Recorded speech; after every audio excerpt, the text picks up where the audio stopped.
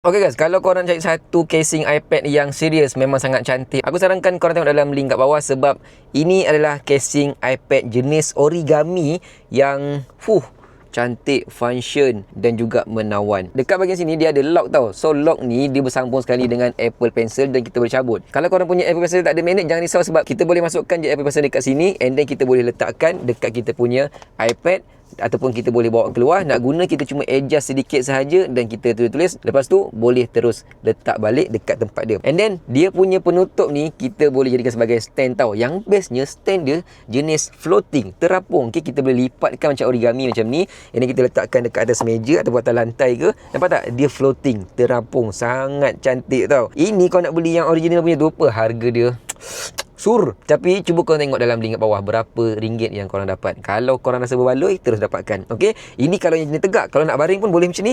Ataupun kalau kita nak ubah style sikit, kita boleh lipat secara lain sikit macam ni, lebih kurang, and then kita boleh jadikan sebagai stand macam ni.